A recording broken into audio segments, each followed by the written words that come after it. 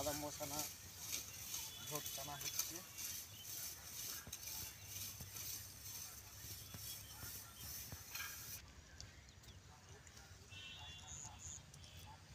এইভাবে বাদামে পরিচর্যা করতে হয়। বাদাম এইভাবে বাদাম লাগানো হয়। আমাদের সাইড দিকে দেখুন কীভাবে বাদাম লাগানো হচ্ছে।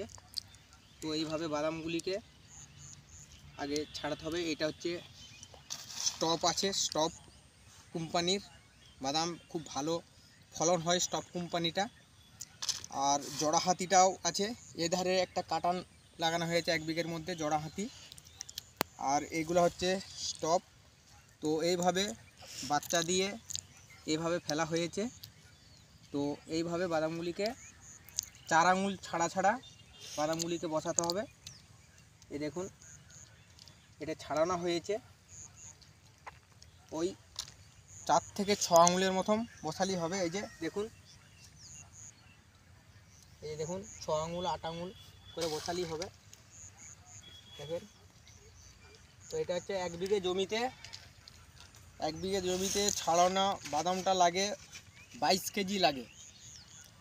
তাহলে এবার ঠিকঠাকভাবে বাদামটা বসানো বা লাগানো হবে। তো আপনাদেরকে আরও দেখাচ্ছি কীভাবে বসানো হয়।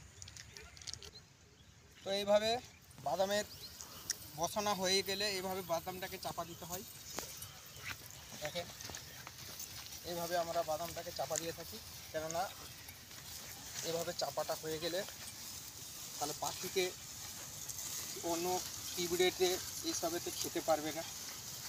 তো এইভাবে বাদামকে বসিয়ে এইভাবে চাপা দিতে হয়। দেখেন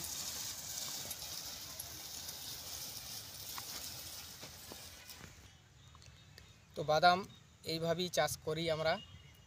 প্রথমের দিকে ভেলিগুলো বাঁধতে হয়।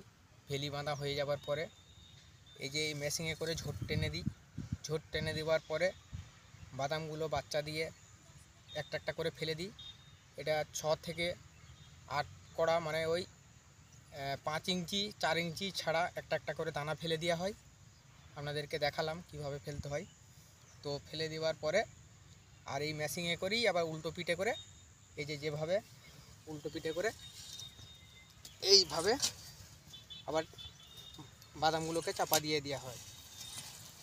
তো এইভাবে চাষ করি।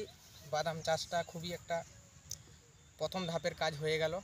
এরপরে দানাটাকে যাতে না পিঁপড়েতে খেয়ে নেয় সেজন্য ডাস্টমান বালির সাথে মিক্স করে আর ছড়ি দিয়ে আর জলের সেচ দিয়ে দেওয়া হবে। তাহলেই প্রথম ধাপের কাজ সারা। এরপরে গাছটা বের হয়ে আসবে আর সেরকম কোনো কিছু খরচা নেই।